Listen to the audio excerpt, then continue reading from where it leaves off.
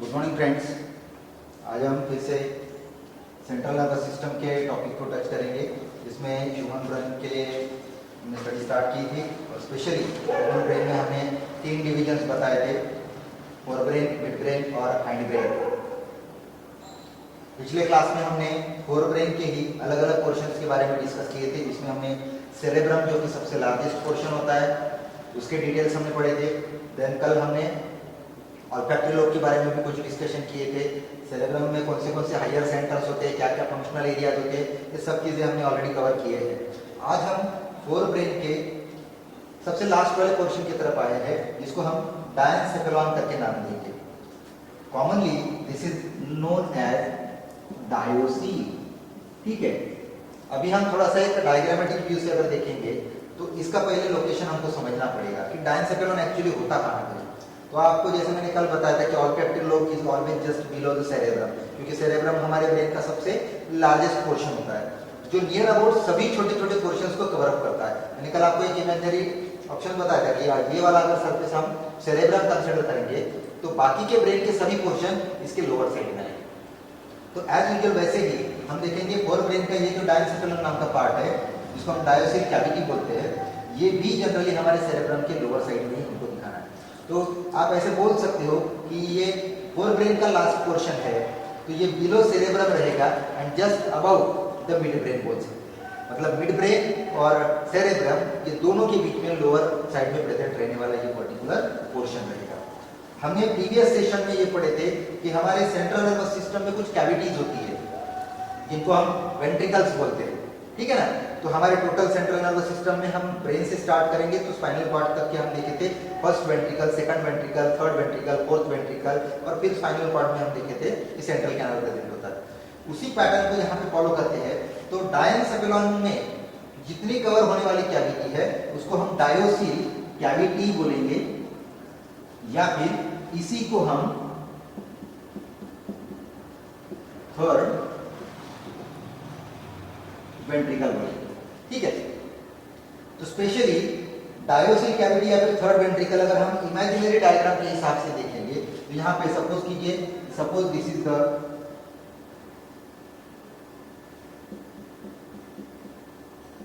Third ventricle. ठीक है, तो थर्ड वेंट्रिकल में इतना सारा पोर्शन आता है जिसको हम डायोसिल करके भी नाम दे सकते हैं, जो मैंने अभी अभी बताया था, दिस इज डायोसील। तो इस डायोसील को अगर हम देखेंगे तो 4 बॉर्डर्स है, 4 वॉल है, 4 लाइनिंग है। तो इसको हम अपर सरफेस कंसीडर करेंगे, डॉर्सल। ठीक है, या फिर हम इसको जनरली एंटीरियर एंड कंसीडर करेंगे। Suppose this is the posterior end these are the lateral wall. तो हम एक पोर्शन को कवर अप करके देखेंगे तो यहाँ पे फोर ब्रेन के इस डायनसेफेलॉन पोर्शन में हमको 3 अलग अलग रीजन्स पढ़ने पड़ेंगे। ठीक है, इसमें कौन से 3 रीजन रहेंगे? The first one that is anterior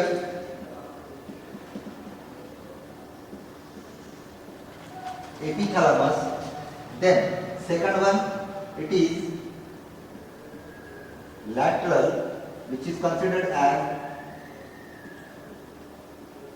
thalamus, and third portion which is considered to be the posterior, this is called as hypothalamus। समझ में आ रहा है बेटा?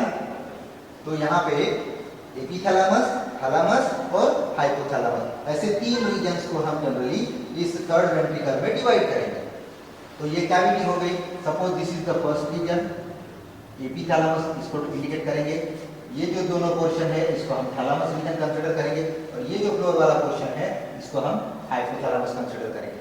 तो तीनों के डिटेल्स हमको पढ़ने हैं कि किस तरीके से थैलेमस वर्क करता है, एपिथैलेमस वर्क करता है, क्या उसके स्ट्रक्चरल मॉडिफिकेशन होती है, सब चीजें हमको यहाँ पे कवर अप करनी है। तो डायग्रामेटिकली पोर्शन आपको समझ में आ रहा है बेटा? तो यहाँ पे इसको अच्छे से ध्यान में रखना है कि डायनसेफेलॉन के अंदर जो कैविटी होगी वो डायोसील नाम से पहचानी जाती है, और उसको हम थर्ड वेंट्रिकल बोलते हैं, जो कि फर्स्ट और सेकंड मतलब लैटरल वेंट्रिकल से ओपन हो रही है थर्ड में।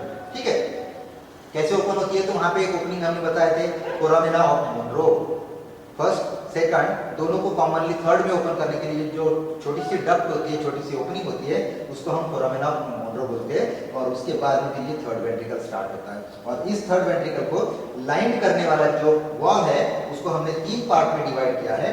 एंटीरियर वॉल को हम एपिथैलेमस बोलेंगे, लैटरल पोर्शन को हम थैलेमस बोलेंगे और पोस्टीरियर को हम हाइपोथैलेमस बोलेंगे। अभी हम हर एक के डिटेल्स की तरफ आते हैं।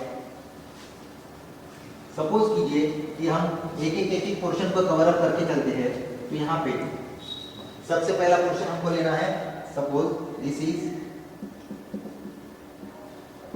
एपिथैलेमस, ठीक है। तो एपिथैलेमस के लिए सबसे इंपॉर्टेंट पॉइंट क्या रखेंगे हम? This is the root of third ventricle, ठीक है। ये क्या है? एपिथैलेमस मतलब रूफ ऑफ थर्ड वेंट्रिकल। अभी हम रूफ किस चीज को बोलते हैं? जो हमारे ऊपर का जो सरफेस होता है वो, जैसे घर के छत को हम रूफ बोलते हैं, वैसे ही ये अपर साइड का पोर्शन है, ये अपर साइड का वॉल है जो कि थर्ड वेंट्रिकल को एंटीरियर रीजन से अपर साइड से कवर अप कर रहा है, ठीक है। ये इसके लिए पहला पॉइंट हो गया on the basis of its location. Coming to the structural portion, it is considered as the non nervous portion. This is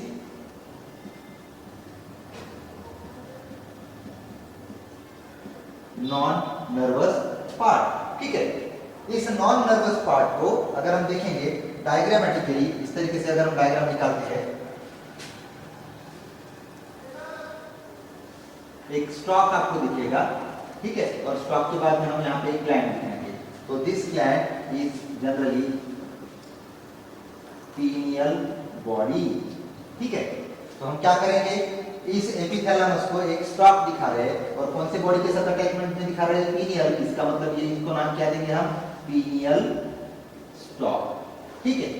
तो एपिथैलेमस के साथ में पीनियल स्टॉक अटैच रहेगा और उस पीनियल स्टॉक के साथ आपको हैंगिंग पोर्शन में एक पीनियल बॉडी या फिर जिसको हम पीनियल ग्लैंड करके इंडिकेट करेंगे वो प्रेजेंट रहेगी, ठीक है। तो ये रूफ है, ये नॉन नर्वस है, इसके साथ एक स्टॉक अटैच है और उस स्टॉक के साथ में पीनियल बॉडी का अटैचमेंट है। प्रीवियसली ये कंसीडर किया जाता था कि पीनियल बॉडी जो है वो ह्यूमन बीइंग में नॉन फंक्शनल है, ठीक है, उसमें कोई भी फंक्शन परफॉर्म नहीं किया जाता है। लेकिन अभी रिसेंटली उसके रिसर्च में जो इन्वेस्टिगेशन कंप्लीट हुआ है उसमें ये पता लगा है कि pineal gland is responsible for the secretion of melatonin. ये क्या है melatonin? This is the hormone, ठीक है। मेलाटोनिन नाम का हार्मोन है, ये करता क्या है? तो जनरली ये हमारे बायोलॉजिकल रिदम को मेंटेन करता है सेरोटोनिन के साथ में। और दूसरी चीज अगर हम इसको देखेंगे तो ये हमारे जनरली सेक्सुअल डिजायर से रिलेटेड, स्लीप को इंड्यूस करने वाला हार्मोन कहा जाता है। मतलब ये जनरली हमको इवनिंग टाइम के बाद में सीक्रेट होने वाला सबसे ज्यादा हार्मोन हमको दिखने वाला है जो कि बायोलॉजिकल रिदम को मेंटेन करता है, बायोलॉजिकल क्लॉक को मेंटेन करता है। तो melatonin is secreted from the pineal body which induce the sleep, along with it maintain certain sexual desires or the behavior, and that is the hormone called as melatonin, ठीक है। ये melatonin जो है generally pineal body से release किया जाता है। ये अटैच कहाँ पे रहेगा? ये अटैच रहेगा पीनियल स्टॉक के साथ में जो एपिथैलेमस का पार्ट है। और एक इंपॉर्टेंट पार्ट आप देखेंगे, epithalamus will indicated as what? It forms the anterior choroid plexus। इसमें क्या होता है? Anterior choroid plexus. अभी थोड़ा सा फ्लैशबैक में चलते हैं। हमने जो वेंट्रिकल का टॉपिक पढ़े थे उसमें एक चीज हमने ये बताया था कि जो वेंट्रिकल्स होते हैं उसको इंटरनल लाइनिंग एक स्पेशलाइज्ड सेल की मिलती है, सिक्रेटरी सेल की, जिसका नाम है ependymal cell. And when the ependymal cells are present in a group, cluster or in a proper aggregated form, at that time the cluster is called as the choroid plexus। और हमारे nervous system में choroid plexus सिर्फ दो जगह पे मिलेंगे, उसमें से सबसे पहला जो पोजीशन हम दे रहे हैं वो है एंटीरियर, और ये हमको कहाँ पे दिखाना है? It is in the root side, it is in the epithalamus portion. तो एपिथैलेमस के साथ में ये 4 पॉइंट आपने खास करके ध्यान में रखना है। रूफ ऑफ थर्ड वेंट्रिकल है, नॉन नर्वस है, पीनियल ग्लैंड के साथ अटैच है जो कि मेलाटोनिन के सिक्रीशन के लिए रहेगा। इससे हमको क्या मिलता है? स्लीप इंडक्शन की प्रोसेस मिलती है, या फिर हमारे बिहेवियर पोर्शन से रिलेटेड होता है क्योंकि ये बायोलॉजिकल क्लॉक को कंट्रोल करने वाला पोर्शन है। और लास्ट में आपको पोर्शन ध्यान में रखना है, it is The part which has the anterior choroid plexus means it is the group of ependymal cell which are responsible for the secretion of what? CSF.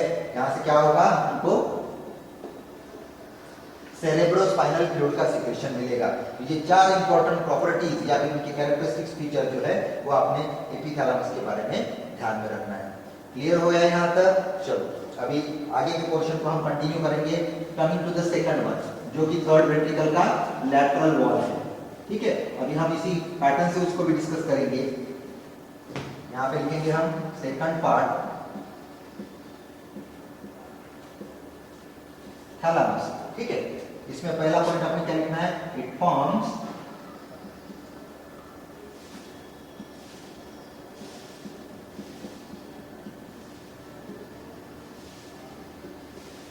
Third ventricle. ये हमारे डायोसिन cavity का lateral wall है। Lateral मतलब ये वाला हम दिखा सकते हैं दोनों साइड से। इस दोनों वॉल की खासियत क्या होती है? देखो जब वो लैटरल साइड से कवर करता है तो it connect the each and every part of the nervous system. So specially it forms one system that is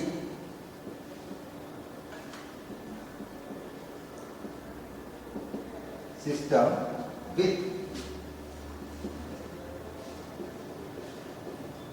RAS. RAS का मीनिंग क्या होता है? यहां पे लिख देता हूं मैं, reticular activating system. This is RAS. तो रेटिकुलर एक्टिवेटिंग सिस्टम हमारे इस दोनों पार्ट को क्या करता है? इस तरीके से कनेक्ट करेगा। आप ये ध्यान में रखिए। ठीक है, ये ऐसी क्रॉसिंग ऑफ नर्व होती है, क्रॉसिंग ऑफ न्यूरॉन होता है। जब हम इन दोनों लैटरल वॉल के साथ कनेक्शन दिखाएंगे तो इसको हमने क्या नाम देना है? हैवेंकुलर सिस्टम, जो कि दोनों लैटरल वॉल को इंटरनली एक दूसरे के साथ कनेक्टेड रखते हैं। लेकिन फिर उसी में से जब हम रेटिकुलर एक्टिवेटिंग सिस्टम के बारे में बात करेंगे तो उसमें हमको कैसे दिखाना है? देखो, when it coming out of the structure, ये डायग्राम को थोड़ा सा समझ लीजिए आप। ठीक है, अगर बाहर की तरफ और इनर साइड की तरफ अगर कम्युनिकेशन दिखाना है तो ये बन जाएगा फिर RAS। और जो बीच में पोर्शन है जो इंटरनली वहां पे कनेक्ट कर रहा है उसको हमने हैवेंकुलर सिस्टम दिखाना है। तो फिर ये RAS या फिर रेटिकुलर एक्टिवेटिंग सिस्टम करता क्या है? ये होता क्या है? So this reticular activating system will act as ए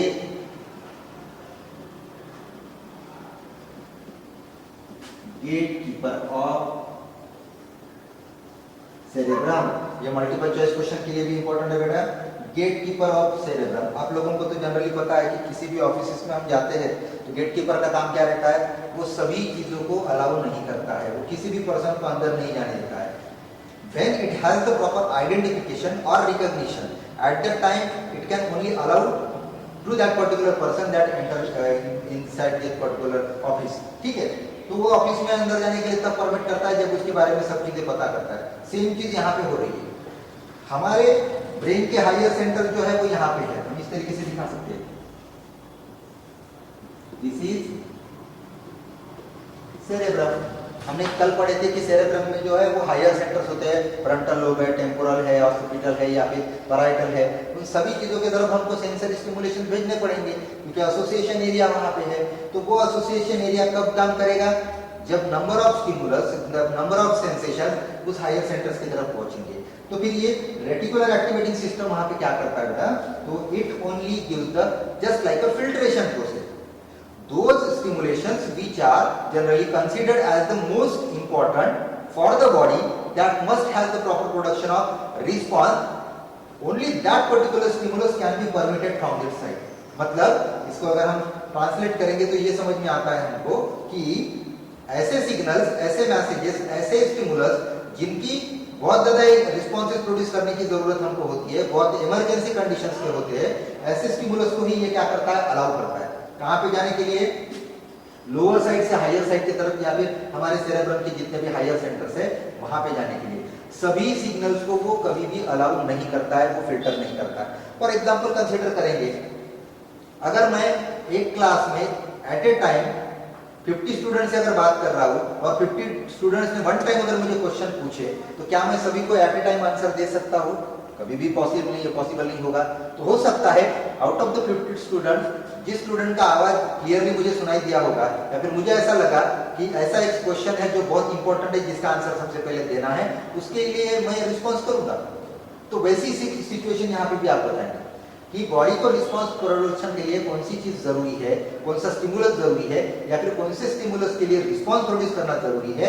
ये जो फिल्ट्रेशन का काम होता है ये रेटिकुलर एक्टिवेटिंग सिस्टम हमारे थैलेमस रीजन में कंप्लीट करता है। तो इसीलिए इसके फंक्शनल बेसिस पे हम कंसीडर करेंगे कि थैलेमस और reticular activating system will acting as a gatekeeper of the cerebrum. तो ये हाइंड ब्रेन के आने वाले नंबर ऑफ स्टिमुलस को भी फिल्टर करता है, बाकी के एरिया से भी आने वाले स्टिमुलस को सेंसेशन को स्टिमुलेट फिल्टर करता है, और जिसकी इमरजेंसी होती है, जिसकी ज्यादा जरूरत होती है, जो मोस्ट इंपॉर्टेंट होता है, उसी सिग्नल को उसी स्टिमुलस को ये पास आउट होने देता है। इसीलिए इसको हम gatekeeper of the cerebrum करके बोलते हैं। तो ये 4 पॉइंट यहाँ पे ध्यान में रखना है अपने।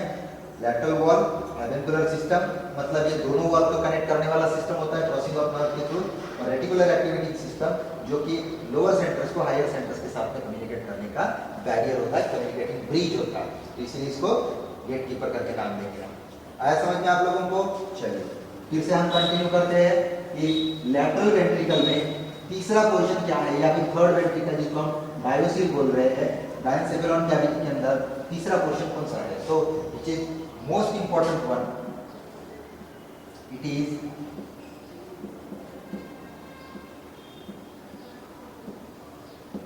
हाइपोथैलेमस।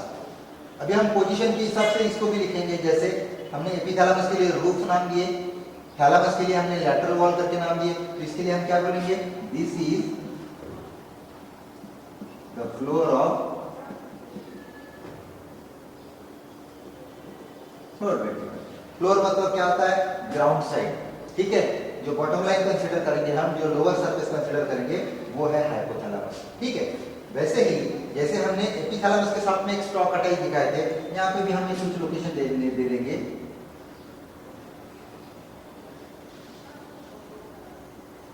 ठीक है, यहाँ पे हमको इंडिकेट करना है दिस इज पिट्यूटरी ग्लैंड। तो रूफ मतलब एपिथैलेमस के साथ में जो पीनियल बॉडी अटैच थी, पीनियल हार्मोन, पीनियल ग्लैंड वहां पे प्रेजेंट थी, वैसे ही इस फ्लोर के साथ में, इस लोअर साइड के साथ में पिट्यूटरी नाम की ग्लैंड जो है वो अटैच रहेगी, वो हैंगिंग पोजीशन में दिखेगी। जैसे वहां पे पीनियल स्टॉक था, यहाँ पे हम देखेंगे इसके साथ आपको एक और स्टॉक मिलेगा जिसको हम इनफंडिबुलर स्टॉक करके नाम देंगे, stock which connect pituitary gland, ठीक है। और एक इंपॉर्टेंट पोर्शन इसके लिए ध्यान में रखना है कि this is the portion which is called as neuroendocrine system. अभी इसको थोड़ा सा समझ लीजिए, 2 वर्ड आपको दिख रहे हैं। न्यूरो एंडोक्राइन मतलब क्या है?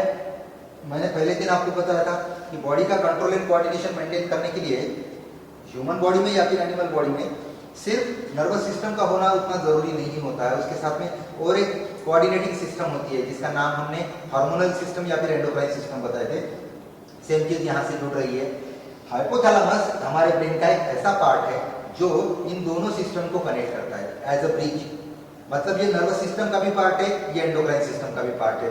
ये हमारे नर्वस सिस्टम को एंडोक्राइन सिस्टम के साथ कोरिलेट करता है, कोऑर्डिनेट करता है, और फिर दोनों सिस्टम मिलकर हमारे बॉडी में homeostasis condition, that is the balance, can be easily maintain by the collaboration of this two system. तो दोनों सिस्टम का ये कॉम्बिनेशन होता है, मीटिंग पॉइंट होता है, इसीलिए मैंने इसको न्यूरो एंडोक्राइन सिस्टम करके नाम दिया था। ये एंडोक्राइन सिस्टम का भी अगर पार्ट है तो इसको हम एक और नाम दे सकते हैं, suppose this is called as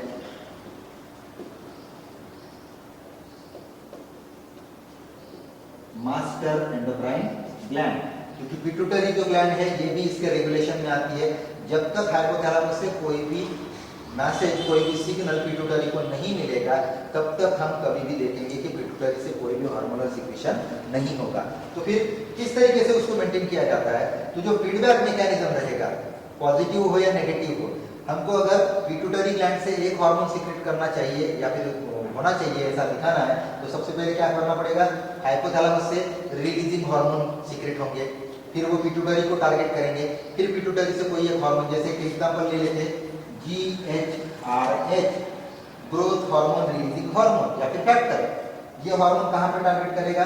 pituitary के ऊपर, and then pituitary will release the hormone called growth hormone. जब ग्रोथ हार्मोन की जरूरत खत्म हो जाएगी, फिर से पिट्यूटरी क्या करेगी, सॉरी हाइपोथैलेमस क्या करेगा? GHIF, growth hormone inhibiting factor या फिर हार्मोन, ये क्या कर देगा? ग्रोथ हार्मोन की सिक्रेशन को बंद कर देगा। मतलब पिट्यूटरी से कितने परसेंटेज में कौन सा हार्मोन रिलीज होना चाहिए, सीक्रेट होना चाहिए, ये डिसाइड करने वाले फैक्टर पूरे हाइपोथैलेमस में होते हैं। जैसे सेरेब्रम में कुछ हायर सेंटर्स है, ये भी हमारे बॉडी के बैलेंस के लिए जरूरी है, होम्योस्टैसिस कंडीशन के लिए जरूरी है। इसमें और कुछ फंक्शंस है, जैसे हंगर हो गया, थर्स्ट हो गया, ठीक है। हमारे बॉडी का इलेक्ट्रोलाइट बैलेंस अगर देखेंगे तो वो भी यही से बैलेंस किया जाता है। कैसे बैलेंस किया जाता है देखो, उसके लिए भी समझ लेंगे हम। तो यहाँ से खास करके दो इंपॉर्टेंट हार्मोन आप लोगों ने ध्यान में रखना है।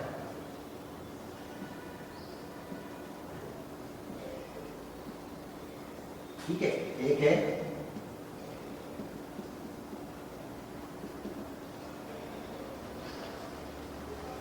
वैसोप्रेसिन और दूसरा है ऑक्सीटोसिन। ठीक है, वैसोप्रेसिन जो है वो हमारे किडनी के ऊपर टारगेट करेगा, नेफ्रॉन के ऊपर टारगेट करेगा, जो कि इलेक्ट्रोलाइट बैलेंस के लिए जरूरी होता है। वैसोप्रेसिन का और नाम क्या है दूसरा? It is ADH। और ऑक्सीटोसिन अगर देखेंगे तो this is called as the birth hormone. ठीक है, ये दोनों हार्मोन का सिक्रेशन यहाँ पे हम देखेंगे, और उसके साथ में फिर हम एडिशनल दो दिखाएंगे, एक है रिलीजिंग फैक्टर और दूसरे है इनहिबिटिंग फैक्टर, जो कि पिट्यूटरी के ऊपर टारगेट करेंगे। तो हंगर, थर्स्ट, ठीक है ना, सैटिटी, ये सब चीजें आप दिखाएंगे, होम्योस्टैसिस कंडीशन दिखाएंगे, सेक्सुअल डिजायर ये भी हम दिखाएंगे, और इलेक्ट्रोलाइट बैलेंस भी हम ये भी दिखाएंगे। बर्थ कंट्रोल के लिए भी यही पर्टिकुलर प्रोसेस होती है, सॉरी बर्थ प्रोसेस के लिए भी, पर्क्यूलेशन के लिए भी यही इंपॉर्टेंट होता है। तो मल्टीपल एक्शन को परफॉर्म करने वाला ये पोर्शन है, जिसको हम हाइपोथैलेमस करके नाम देते हैं। Most importantly this is the connecting link between nervous system and the endocrine system, इसीलिए मैंने इसको नाम दिया हो न्यूरो एंडोक्राइन सिस्टम। तो आप सब ये चीजें पढ़ लीजिए। इसमें हमने फोरब्रेन के लास्ट वाले टॉपिक को कवर अप करने की कोशिश किया है। डायोसिन या फिर डायंसेफेलॉन कैविटी जो कि थर्ड वेंट्रिकल होता है, इसमें एपिथैलेमस, हाइपोथैलेमस और थैलेमस, ऐसे तीन पार्ट रहेंगे। तीनों के लोकेशन के हिसाब से हमने उसको डिस्कस किया है। तो अगर कुछ डाउट्स रहते तो आप कमेंट सेक्शन में उसको पोस्ट कर सकते हैं, या फिर आप डायरेक्टली कॉन्टैक्ट करके भी डिस्कस कर सकते हैं। Thank you.